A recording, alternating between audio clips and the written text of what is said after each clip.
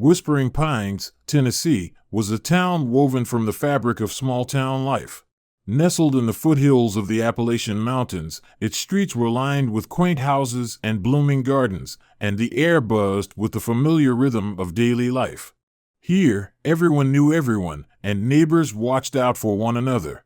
It was a place where secrets were shared in hushed whispers and the gossip mill churned tirelessly, but ultimately, it was a place where people felt safe. One of the most beloved figures in Whispering Pines was Emily Thompson. Emily, a dedicated teacher at the local elementary school, was known for her infectious smile and kind heart. She possessed a warmth that drew people to her, and her classroom was a haven for her students, where she nurtured young minds with both love and knowledge. Emily's life, however, wasn't all sunshine and roses. She had married Thomas Hudson, a charming but volatile man, a few years back. While their early years were marked by happiness, whispers of their tumultuous relationship had started circulating.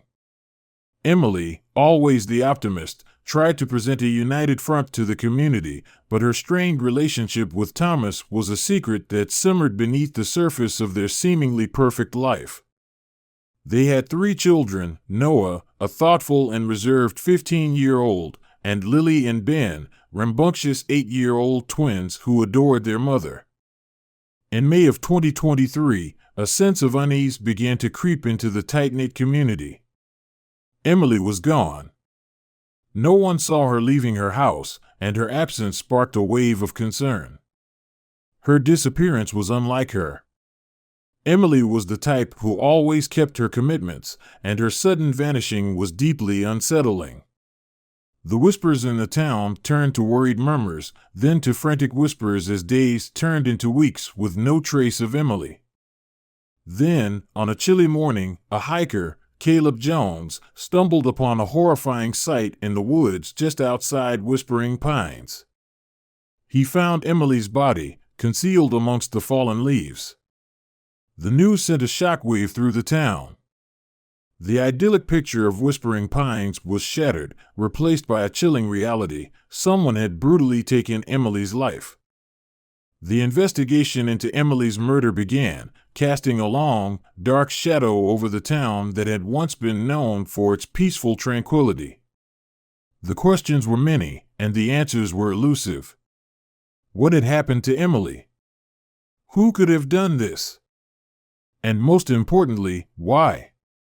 The murder of Emily Thompson sent shockwaves through Whispering Pines, and the town was left to grapple with a tragedy that would change everything. The news of Emily's death ripped through Whispering Pines like a tornado, leaving a trail of devastation in its wake. The quaint, tight-knit community was suddenly gripped by fear and uncertainty.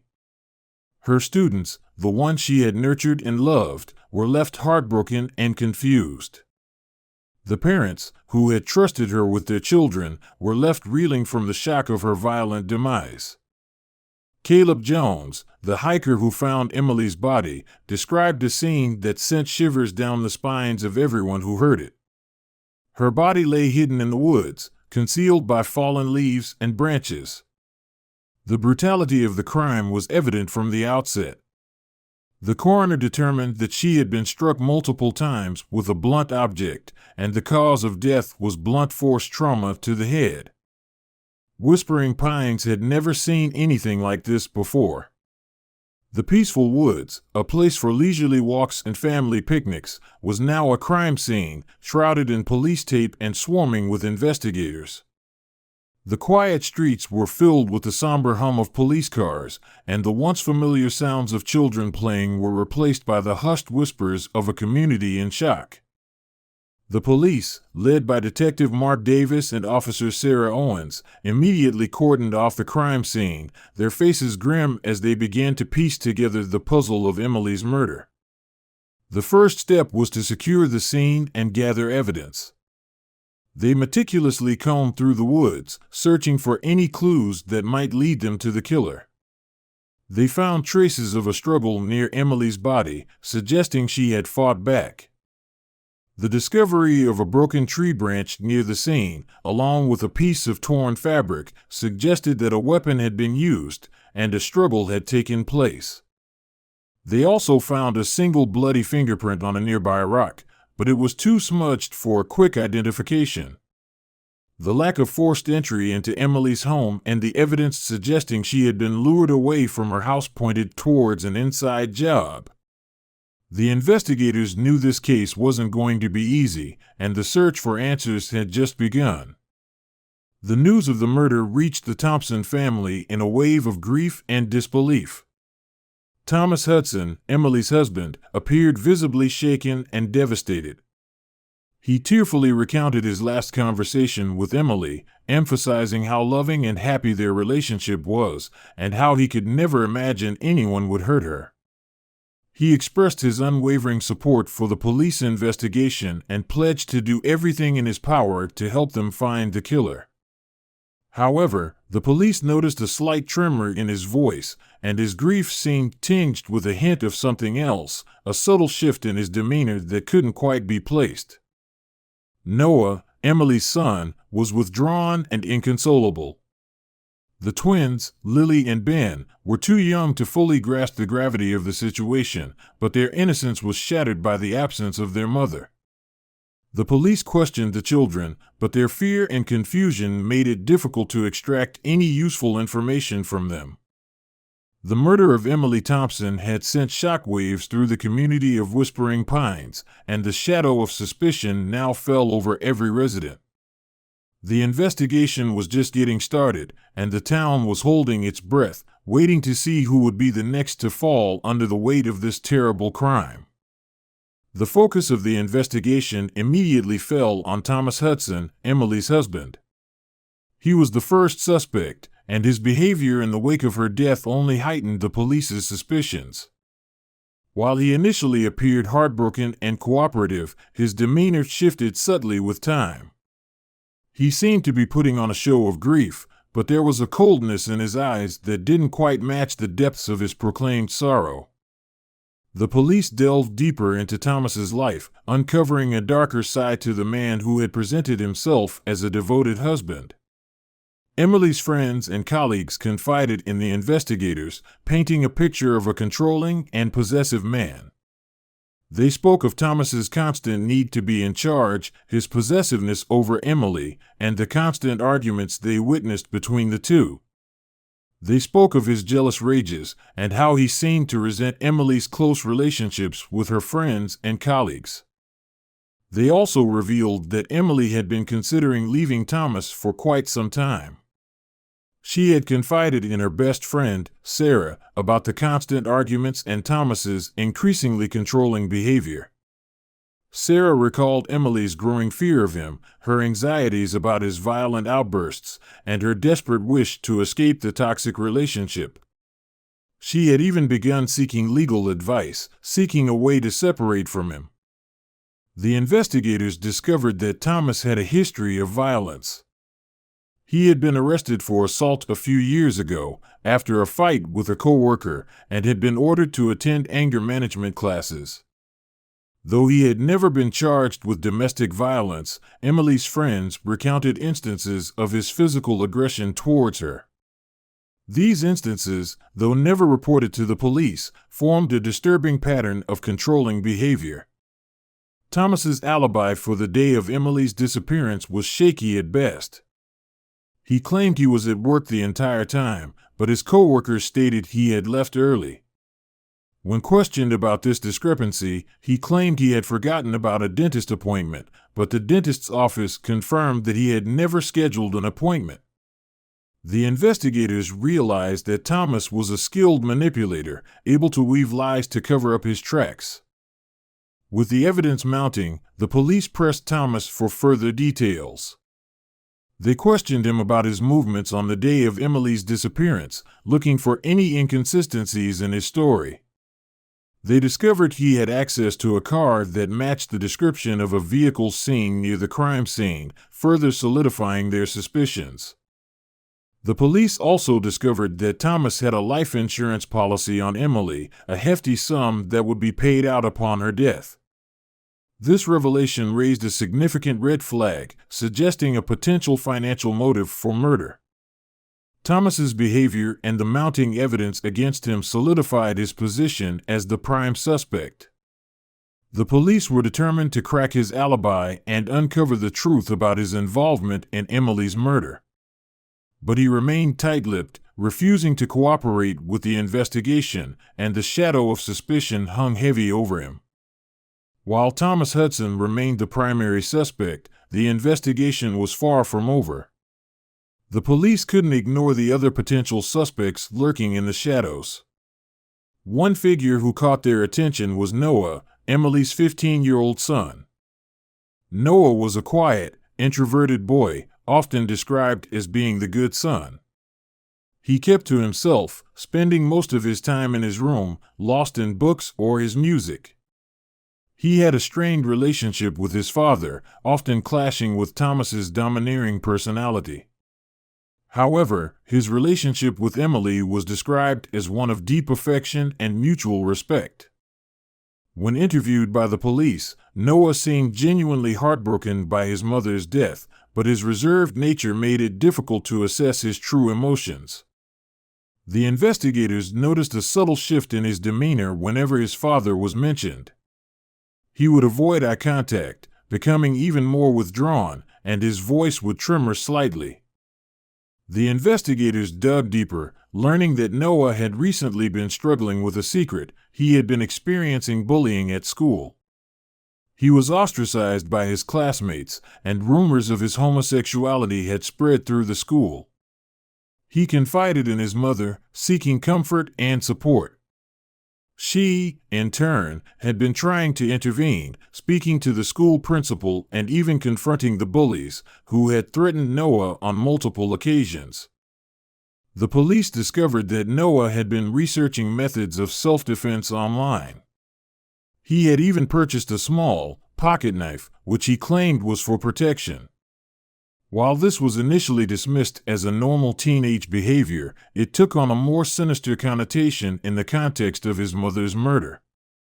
The police also uncovered a hidden anger in Noah, a simmering resentment towards his father, who had never accepted Noah's sexuality and often belittled him for his interests. This resentment had been growing for years, culminating in Noah's decision to run away from home. He planned to escape to a nearby city, where he hoped to start a new life, free from his father's disapproval. However, Noah's escape plans were abruptly cut short. He discovered that his father had taken away his backpack, containing all his belongings and the money he had saved. The confrontation with his father, who had caught him packing his bags, had escalated into a heated argument. This altercation, witnessed by the twins, was the last time anyone saw Noah before his mother's disappearance. The evidence, though circumstantial, painted a disturbing picture of Noah. He had the motive, the opportunity, and the means to commit the murder. He had access to the knife, the weapon used to attack Emily, and the investigators couldn't ignore the possibility that he had killed his mother to protect his secret and escape his father's clutches. The investigation took a drastic turn, focusing on Noah as a potential suspect. The police questioned him again, this time pushing harder, seeking to break through his guarded facade. But Noah maintained his innocence, adamant that he had nothing to do with his mother's murder. The shadow of doubt lingered over Noah, as the investigation now turned to unraveling the truth behind his seemingly quiet demeanor. Was he the gentle, heartbroken son, or was he hiding a darker secret? The answer to this question, the police realized, could hold the key to solving Emily's murder. As the investigation focused on Thomas and Noah, a third suspect emerged from the shadows, Caleb Jones, the hiker who had found Emily's body. While he initially appeared as a witness, a crucial piece of the puzzle, a series of unsettling details began to paint him in a different light. Caleb, a young man in his early 20s, was an avid hiker, familiar with the wooded trails surrounding Whispering Pines. He often spent his weekends exploring the area, seeking solace and solitude in the quiet embrace of nature. This knowledge of the woods, however, made his presence at the crime scene, where Emily's body was found, seem almost too convenient. The investigators discovered that Caleb had a history of mental instability. He had been diagnosed with depression and anxiety, and had a history of self-harm. He was known to withdraw from social interactions and had a tendency to isolate himself in the woods, seeking escape from the pressures of daily life. Adding to the suspicion, the police learned that Caleb had a history of stalking Emily. He was a frequent visitor to her school, often watching her from a distance, and had even tried to engage her in conversation on multiple occasions. He had developed an obsessive infatuation with her, driven by an unhealthy fascination with her beauty and kindness. The police discovered a journal in Caleb's apartment, filled with disturbing entries about Emily. He had written about his fantasies of her, his desire to possess her, and his rage at her inaccessibility. In his journal, he referred to Emily as his angel and expressed a deep-seated need to be close to her, even if it meant harming her. While he had never made any overt threats, his behavior was undeniably disturbing, especially considering his history of mental instability. The investigators learned that Caleb had been experiencing a manic episode in the weeks leading up to Emily's disappearance, a period marked by heightened anxiety and intrusive thoughts. This episode, combined with his obsessive infatuation with Emily, painted a chilling picture of a man teetering on the edge of madness. The police also discovered that Caleb had been seen near Emily's house on the day she disappeared. A neighbor recalled seeing him walking near her house, seemingly lurking in the shadows, around the same time Emily was last seen. The evidence against Caleb was circumstantial, but the pieces began to fit together, forming a disturbing pattern. He had the motive, the opportunity, and a history of obsessive behavior that could have easily escalated into violence. His mental instability and fascination with Emily made him a potential candidate for someone who could commit such a heinous act. The police questioned Caleb again, this time with renewed urgency. They confronted him with the evidence they had gathered, pushing him to explain his actions and his connection to Emily. But Caleb maintained his innocence, claiming he knew nothing about Emily's murder and his presence in the woods was merely a coincidence. The investigation focused on Caleb, now the most likely suspect, but his mental state made it difficult to extract a confession. His erratic behavior and incoherent ramblings made it challenging to determine the truth behind his words. The investigators knew they had a difficult task ahead of them, trying to unravel the truth from the tangled threads of Caleb's mind. The search for justice in Emily Thompson's murder continued, but with each passing day, the lines blurred between truth and delusion. The town of Whispering Pines remained in shock, grappling with the reality that the killer could be someone they knew, someone who walked amongst them. The investigation into Emily Thompson's murder had reached a critical point. The focus remained on Caleb Jones, the hiker who found her body, but despite mounting circumstantial evidence, he maintained his innocence. The police were left with a growing frustration, as Caleb's mental instability made it impossible to get a clear confession or a consistent narrative. Just as the investigators started to feel they were hitting a dead end, a new piece of evidence surfaced. It wasn't a grand revelation, but a seemingly insignificant detail that, in the hands of a determined investigator, could be the key to unlocking the truth. It was a small, unassuming item, a worn, leather-bound notebook found tucked away in Caleb's apartment. It wasn't a journal or a diary, but a collection of random thoughts, poems, and sketches seemingly unrelated to the murder. However, as Detective Davis meticulously went through the notebook, one entry caught his eye. It was a poem, titled The Angel's Fall. The poem described a beautiful, ethereal creature, a winged angel who had been brought down from grace, her wings clipped and her beauty marred by darkness. The poem spoke of a dark hand that reached out to silence her, a shadow that consumed her light. Detective Davis reread the poem, his mind racing. The imagery, the language, the underlying theme, they resonated with the case, mirroring the circumstances of Emily's death. The angel could be Emily, the dark hand the killer, and the shadow the darkness that had consumed her life. The poem, on its own, wasn't enough to convict Caleb, but it hinted at a deeper connection, a connection that went beyond his mere presence at the crime scene. It spoke of a twisted fascination, a desire to possess and control, mirroring the obsession revealed in his journal. With this new evidence in hand, the investigators decided to revisit Caleb's apartment, hoping to find more clues.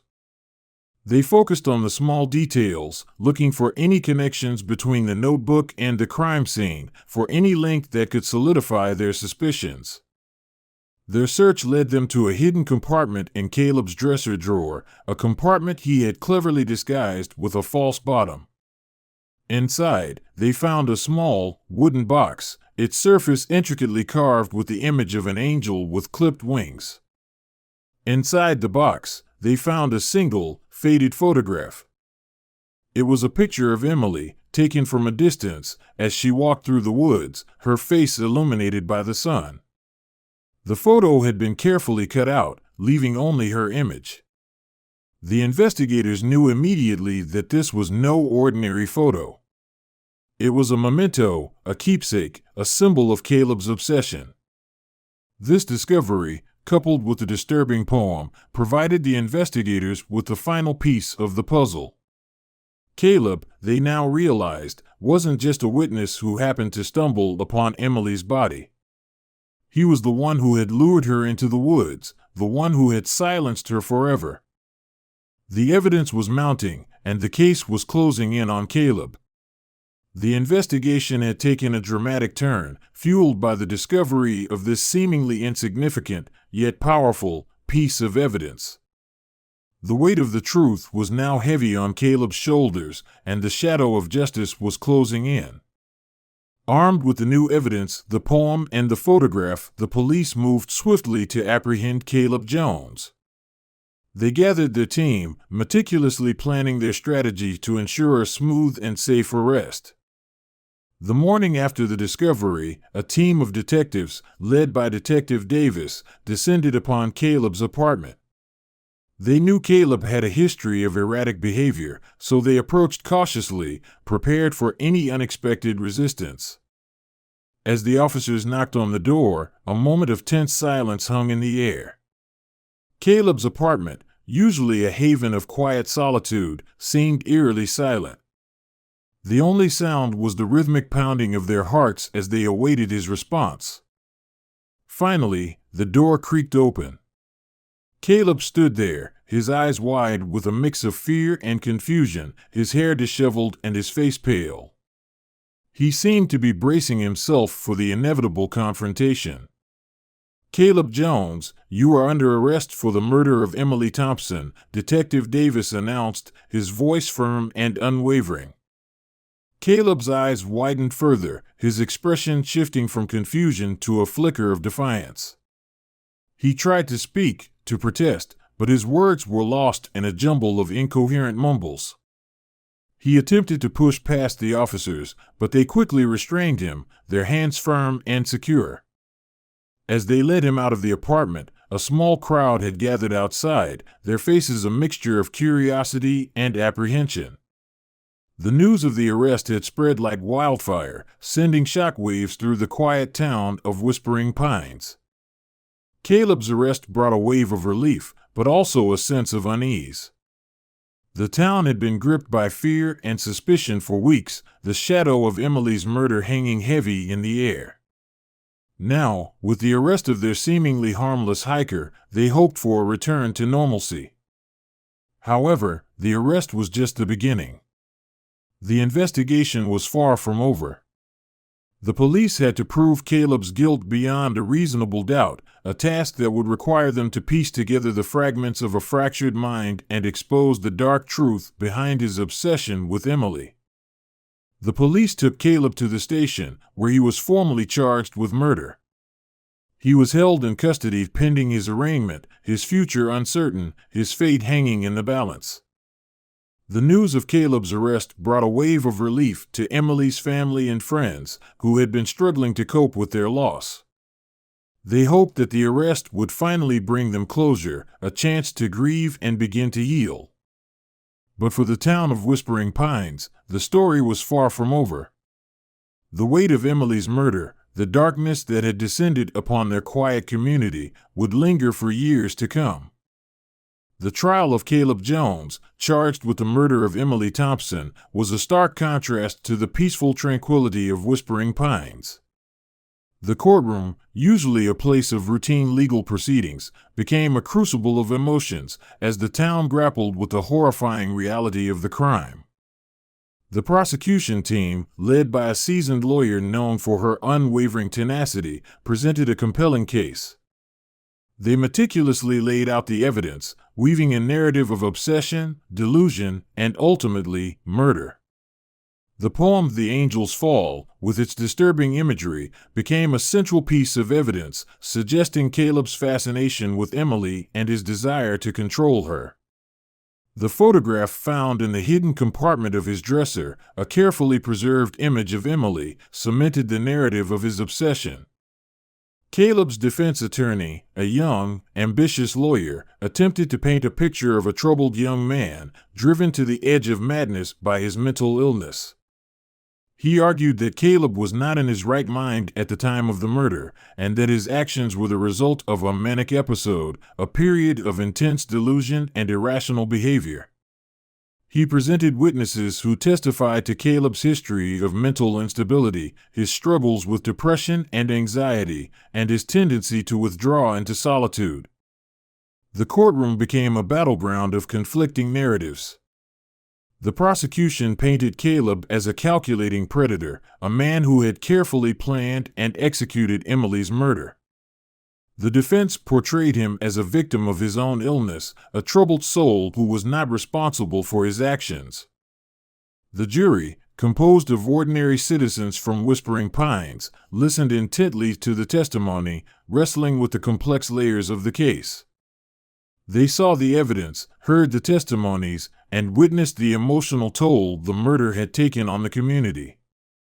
The tension in the courtroom was palpable as the jury deliberated, sequestered in a room away from the public eye. The clock ticked slowly, each second feeling like an eternity. Finally, after days of deliberation, the jury returned with their verdict. We, the jury, find the defendant, Caleb Jones, guilty of murder in the first degree, the foreman announced, his voice echoing through the silent courtroom. The courtroom erupted in a cacophony of emotions. Emily's family, their faces etched with grief and relief, embraced each other, their tears a testament to the justice they had finally found. Caleb, his face pale and his eyes filled with despair, slumped in his chair, his head bowed in defeat. The trial, a harrowing journey through the depths of human darkness, had reached its conclusion. Justice had been served, but the pain and the scars left behind by the crime would linger long after the final verdict. The town of Whispering Pines, forever changed by the tragedy, would begin the long process of healing, carrying the memory of Emily Thompson and the lessons learned from her murder. Caleb Jones was sentenced to life in prison without the possibility of parole. The trial's conclusion brought a sense of closure for Emily's family and friends, though the pain of their loss remained. Whispering Pines, slowly but surely, began to heal. The community rallied together, supporting Emily's family and organizing events to honor her memory. The case, however, served as a stark reminder of the fragility of life and the darkness that can lurk in the shadows. It also highlighted the importance of mental health awareness and the need to support those struggling with mental illness. The town of Whispering Pines, once a haven of peace and quiet, would forever be marked by the tragic events that unfolded.